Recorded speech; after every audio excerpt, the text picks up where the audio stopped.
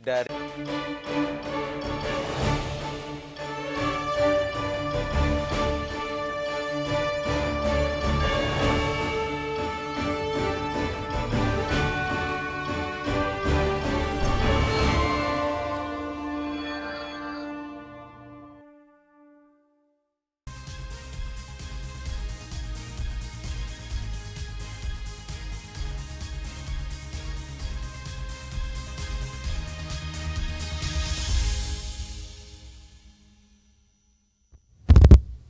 Halo pemirsa, selamat pagi. Apa kabar pemirsa TVR Parlemen? Kita kembali berjumpa dalam program TVR 09 bersama saya Dadi Ramadan dan saya Nida Rezki. Dalam 30 menit ke depan kami akan sajikan kepada Anda sejumlah berita nasional, khususnya dari sudut pandang DPR RI, sebagai referensi Anda dalam memahami dinamika politik, hukum, ekonomi, sosial, dan juga budaya di Indonesia. Dan pemirsa TVR Parlemen, inilah TVR 09. Selengkapnya.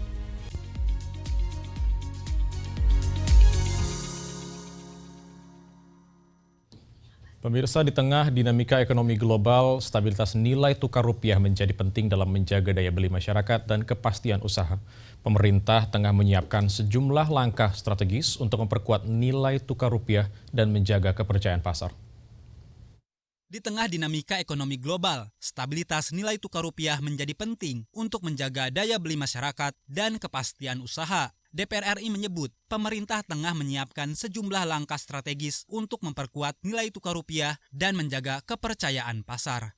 Wakil Ketua DPR RI Sufmi Dasko Ahmad menyampaikan bahwa penguatan rupiah didukung oleh meningkatnya kepercayaan terhadap kinerja pemerintah serta kondisi sektor perbankan yang dinilai tetap solid. Menurut Dasko, pemerintah juga telah menyiapkan strategi khusus yang diharapkan dapat menjaga momentum penguatan rupiah dalam waktu dekat. Kerja-kerja pemerintah akan terus dilakukan. Saya juga mendapatkan informasi dari pihak pemerintah bahwa dalam minggu ini dan ke depan ada strategi-strategi khusus yang akan dilakukan oleh pemerintah yang kalau saya sudah dengar akan dan saya yakini akan membuat nilai tukar atau rupiah menguat. Ya mungkin bagi teman-teman sekalian yang saat ini menyimpan dolar karena ingin berharap ada kelebihan, sebaiknya dolarnya dilepas karena kalau kemudian sudah minggu depan nilai rupiah menguat, kan kasihan kalau simpan-simpan dolar. Itu himbauan saya sih, demikian. DPR RI berharap langkah yang disiapkan pemerintah dapat menjaga stabilitas pasar keuangan dan memperkuat ketahanan ekonomi nasional di tengah tantangan global. Zikri dan Denus, TVR Parlemen melaporkan. Untuk menjaga daya saing produk lokal dan juga memperkuat ekonomi rakyat, Komisi 8 DPR RI mendorong percepatan sertifikasi halal bagi UMKM agar produk dalam negeri mampu bersaing di tengah meningkatnya produk impor bersertifikat halal. Untuk menjaga daya saing produk lokal dan memperkuat ekonomi rakyat, Komisi 8 DPR RI mendorong percepatan sertifikasi halal bagi usaha mikro kecil dan menengah atau UMKM. Langkah ini dinilai penting agar produk dalam negeri mampu bersaing di tengah meningkatnya produk impor bersertifikat halal. Dalam rapat kerja bersama Badan Penyelenggara Jaminan Produk Halal atau BPJPH, anggota Komisi 8 DPR RI Husni mendorong dukungan anggaran untuk mempercepat proses sertifikasi halal bagi UMKM. Kebijakan ini menjadi penting mengingat kewajiban sertifikasi halal bagi sejumlah produk akan berlaku mulai 18 Oktober 2026. 288 juta penduduk negeri kita ini sekarang lagi diserbu oleh produk-produk dari luar negeri yang mereka sudah mempunyai label halal.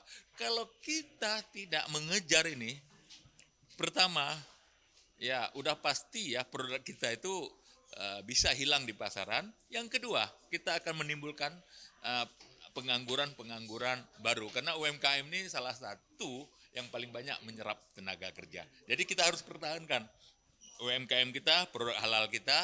Ya, permohonan dari penambahan anggaran dari BPJPH kita harus berikan supaya orang bilang UMKM naik kelas. peningkatan jumlah produk bersertifikat halal dinilai tidak hanya memperkuat daya saing usaha, tetapi juga mendukung pertumbuhan ekonomi dan perluasan kesempatan kerja. Valdo dan Andri, TVR Parlemen melaporkan. Di tengah ketidakpastian global yang berdampak terhadap kondisi ekonomi nasional, langkah efisiensi anggaran penting dilakukan untuk menjaga keberlanjutan program prioritas nasional.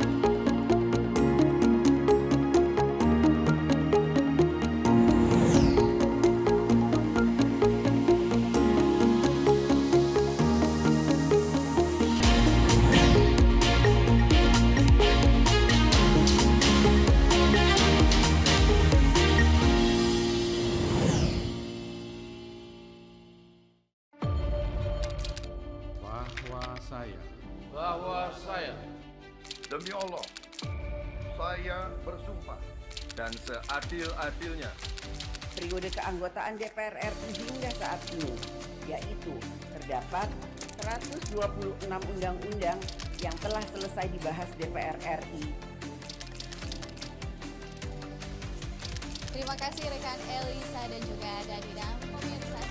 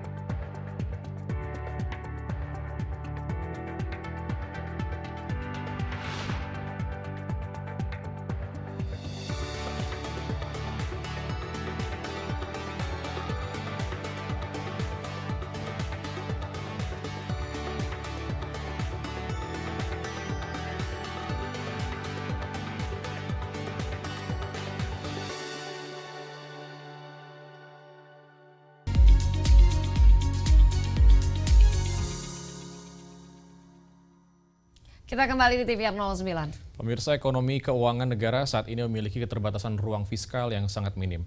Pemerintah didorong untuk menerapkan kebijakan fiskal yang lebih prudent dalam mengelola keuangan negara, khususnya terkait pengeluaran negara.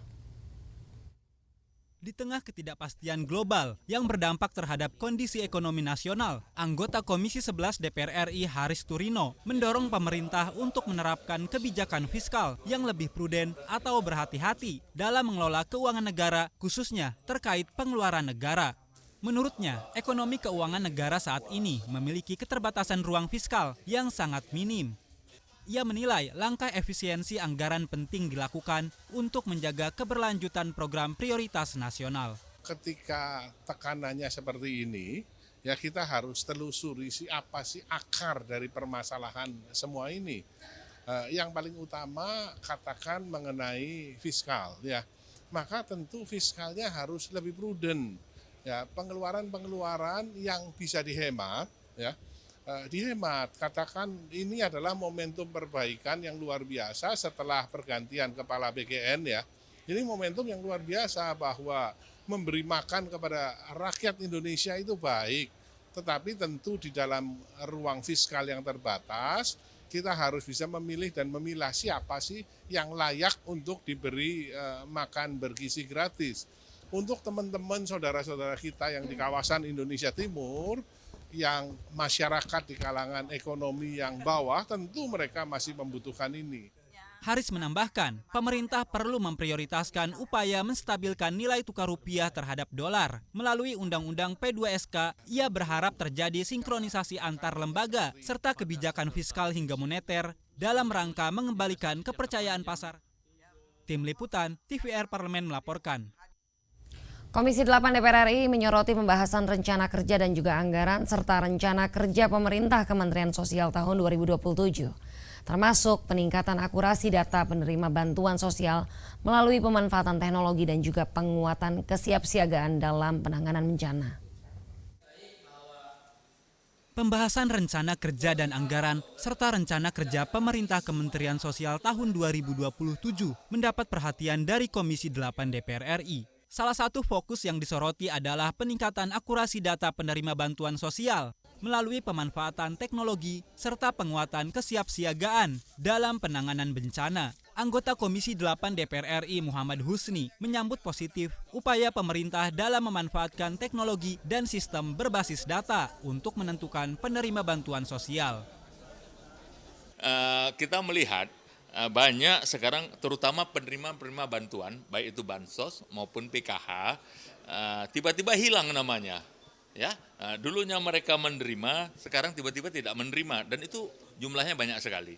Ya, tentunya kita Komisi 8 diberi akses untuk bisa menjembatani bahwa kalau memang mereka misalnya ya tiba-tiba jadi desain 4, kan mereka tidak dapat bantuan lagi, apalagi masalah kesehatan. Kalau memang kita bisa membuktikan lewat BPS itu, ya insya Allah kita lihat teman-teman kita ada beberapa sudah dikembalikan pada posisi semula.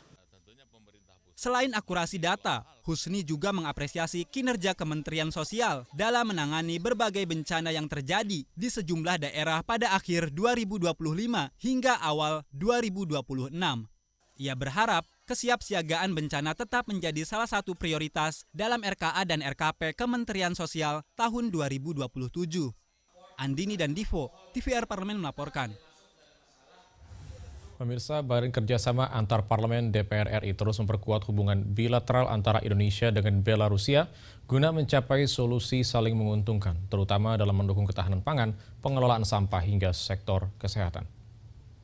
Badan Kerjasama Antar Parlemen DPR RI terus memperkuat hubungan bilateral antara Indonesia dengan Belarusia. Hubungan antar parlemen ini diarahkan untuk mencapai solusi saling menguntungkan, terutama dalam mendukung ketahanan pangan, pengelolaan sampah, hingga sektor kesehatan. Anggota BKSAP DPR RI, Isvan Taufik Munggaran mengatakan, salah satu isu utama yang dibahas ialah kontribusi Belarusia sebagai salah satu pemasok potasium, bahan baku penting dalam produksi pupuk yang dibutuhkan Indonesia. Mendorong kerjasama parlemen antar parlemen Indonesia dengan Belarusia, terus intens komunikasi terhadap win-win solution kedua belah pihak. Yang pertama, negara Belarusia itu kan menjadi penyumbang potasium bahan pupuk kepada negara Indonesia untuk mendukung ketahanan pangan. Lalu yang kami bahas lagi adanya alat pengelolaan sampah yang mana negara tersebut sangat maju dalam alat pengelolaan sampahnya. Nah, ada 13 produk susu yang akan dikirimkan ke Indonesia dan itu memerlukan dukungan sertifikasi halal dari ke badan terkait dan kami itu akan koordinasikan karena untuk mendukung program makan bergizi gratis.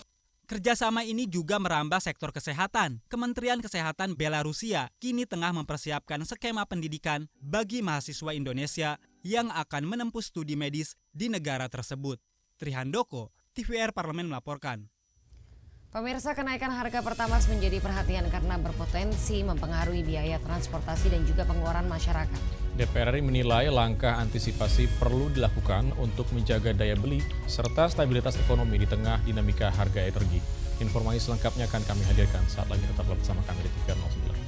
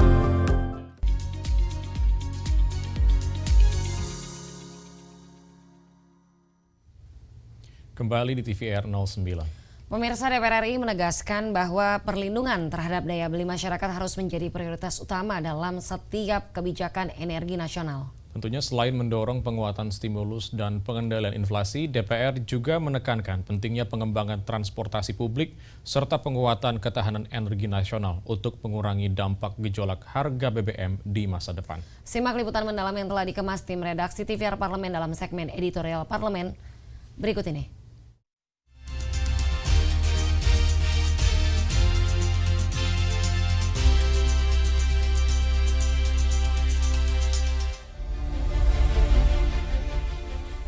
Kenaikan harga bahan bakar minyak non-subsidi kembali menjadi perhatian publik mulai 10 Juni 2026. Harga Pertamax dan Pertamax Green naik signifikan, menyusul melonjaknya harga minyak dunia akibat memanasnya situasi geopolitik global. Kondisi tersebut diperparah dengan pelemahan nilai tukar rupiah terhadap dolar Amerika Serikat. Di sejumlah SPBU, kenaikan harga Pertamax menjadi perbincangan para pengguna kendaraan. Pertamax yang sebelumnya dijual Rp12.300 per liter, kini menjadi Rp16.250. Sementara Pertamax Green naik menjadi Rp17.000 per liter. Kenaikan harga tersebut terjadi saat pasar energi dunia mengalami tekanan, ketegangan di kawasan Timur Tengah, dan memanasnya Selat Hormuz, jalur penting distribusi minyak dunia, memicu lonjakan harga minyak mentah hingga mendekati $100 Amerika Serikat per barel. Meski hanya berlaku untuk BBM non-subsidi, kenaikan harga Pertamax memunculkan kekhawatiran akan dampak berantai terhadap perekonomian masyarakat. Biaya transportasi dan distribusi menjadi salah satu aspek yang paling sering disorot karena berpotensi memengaruhi harga berbagai kebutuhan. Anggota Komisi 12 DPR RI Sartono menilai, kebijakan penyesuaian harga BBM dapat dipahami dalam kondisi pasar saat ini. Namun, pemerintah juga perlu menyiapkan langkah-langkah yang dapat meringankan beban masyarakat dan menahan laju inflasi. Ya, satu sisi kebijakan ini kan dipahami karena pasar ya begitu. Tapi juga satu sisi juga diantisipasi oleh pemerintah untuk kedepannya supaya juga tingkat inflasi ya ini juga harus dipikirkan ya. Tentu ini juga salah satu cara juga supaya mungkin APBN kita tidak jebol juga. Tetapi juga kebijakan itu pasti ada implikasi lainnya. Di sisi lain, DPR RI mengimbau masyarakat untuk tidak terlalu mengkhawatirkan kenaikan harga kebutuhan pokok.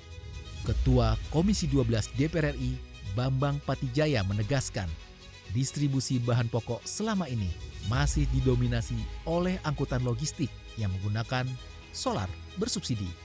Pemerintah juga disebut tetap mempertahankan harga Pertalite dan solar bersubsidi untuk menjaga stabilitas ekonomi. Pertama, kalau terkait dengan bahan pokok akan naik, gara-gara Pertamax naik, itu menurut saya tidak ada korelasi. Ingat, yang namanya logistik untuk barang-barang sembako juga didasari dengan harga masih solar. Karena truk itu kan menggunakan solar untuk pengangkutan logistik dan sebagainya. Dan sudah ada komitmen bahwa truk-truk untuk angkutan logistik dan yang lainnya itu dapat menggunakan BBM solar yang subsidi. Dan saya juga memiliki satu keyakinan bahwa sebetulnya Pertamax juga ini harga temporary sementara. Potensi perpindahan konsumen dari BBM non-subsidi ke BBM bersubsidi menjadi tantangan tersendiri. Anggota Komisi 12 DPR RI, Junaidi Auli mengingatkan pentingnya pengawasan distribusi Pertalite dan solar agar tetap tepat sasaran dan dinikmati oleh masyarakat yang berhak. Tetapi saya ingin tekankan masalah pengawasan. Jadi justru harga yang misalnya subsidi yang tidak naik, solar maupun Pertalite itu tidak naik yang subsidi. Tapi sampai sejauh mana distribusinya benar-benar tepat sasaran atau enggak, itu yang jadi persoalan. Nah, oleh karenanya kita minta dari Pertamina untuk mengawasi distribusi itu supaya yang subsidi itu betul-betul tepat sasaran. Kenaikan harga BBM non-subsidi menunjukkan betapa kuatnya pengaruh dinamika global terhadap kehidupan sehari-hari masyarakat. DPR RI menegaskan komitmennya dalam menjalankan fungsi pengawasan terhadap kebijakan energi nasional. Tujuannya agar setiap kebijakan yang diambil pemerintah tetap memperhatikan kepentingan masyarakat, menjaga stabilitas ekonomi, serta melindungi daya beli rakyat.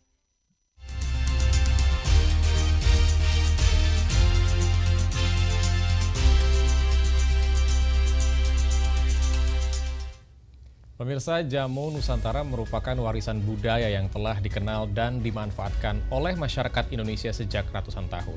Menariknya, racikan tradisional dibuat dari berbagai rempah dan juga tanaman herbal yang kaya akan manfaat dan juga bagi kesehatan. Dan di tengah perkembangan zaman, jamu tetap bertahan dan bahkan semakin banyak digemari. Informasi selengkapnya akan kami hadirkan saat lagi, tetaplah di TVR 09.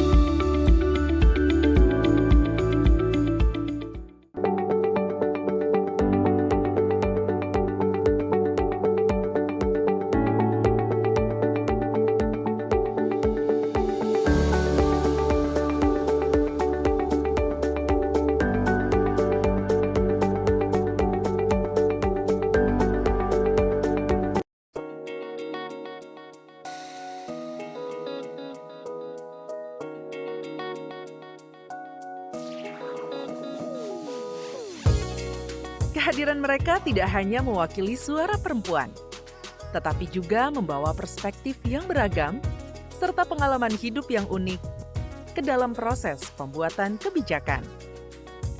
Saksikan Perempuan Parlemen hanya di TVR Parlemen.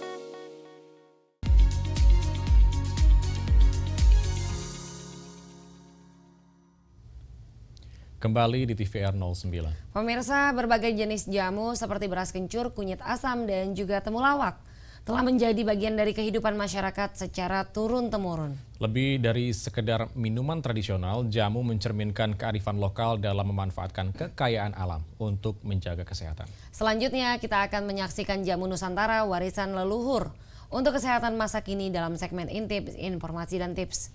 Berikut ini.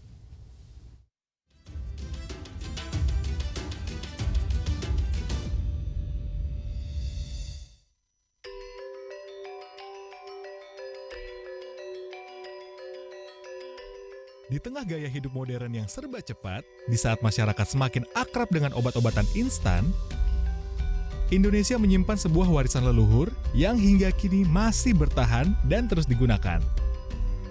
Warisan itu bernama jamu, minuman tradisional yang terbuat dari rempah-rempah alami yang telah menjadi bagian dari kehidupan masyarakat Nusantara selama ratusan tahun.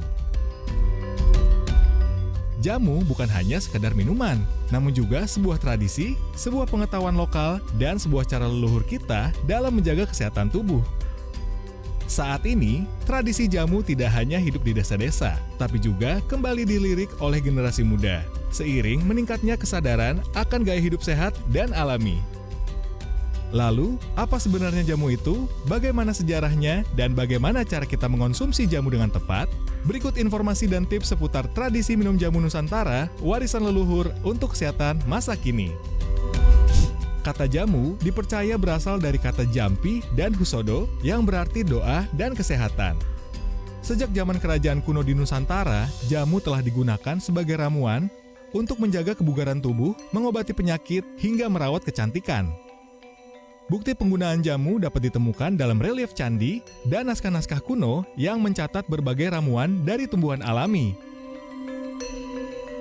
Pada masa itu, pengetahuan tentang jamu diturunkan secara turun-temurun dari generasi ke generasi dan menjadi bagian dari kehidupan sehari-hari.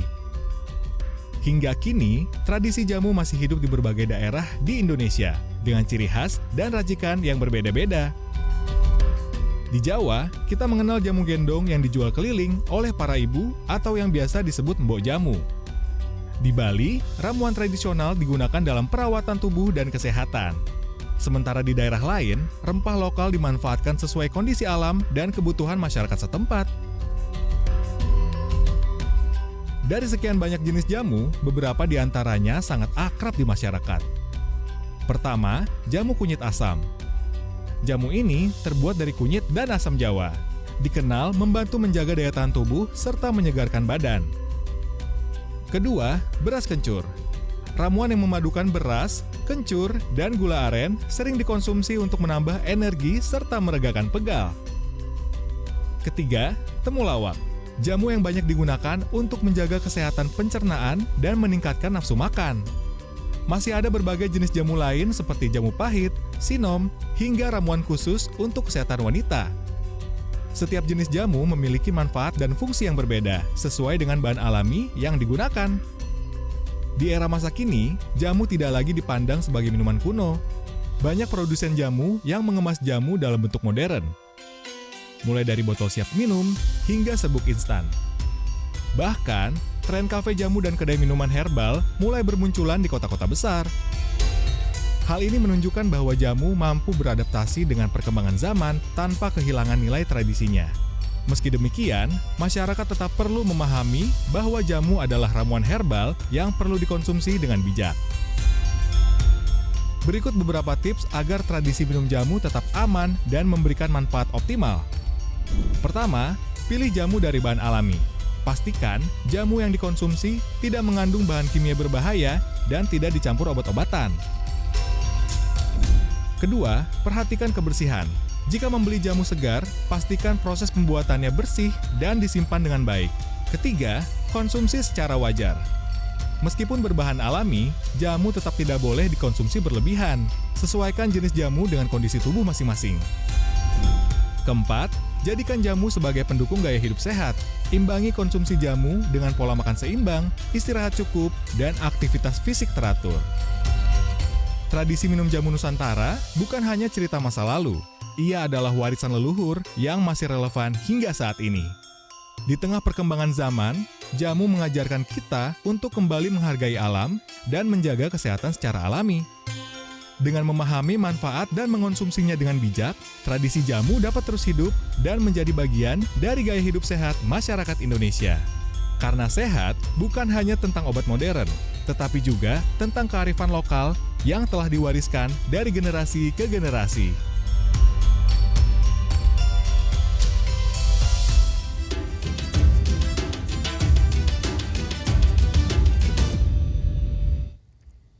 Baik pemirsa, tidak lupa kami sampaikan di penghujung acara akan kami hadirkan agenda DPR RI pada hari ini Senin 15 Juni 2026. Pada pukul 10 waktu Indonesia Barat, Balik DPR RI menggelar rapat pleno pengambilan keputusan atas hasil pengharmonisasian, pembulatan dan pemantapan konsepsi 15 RUU tentang kabupaten atau kota di Provinsi Kalbar, Kalteng, dan Kalsel.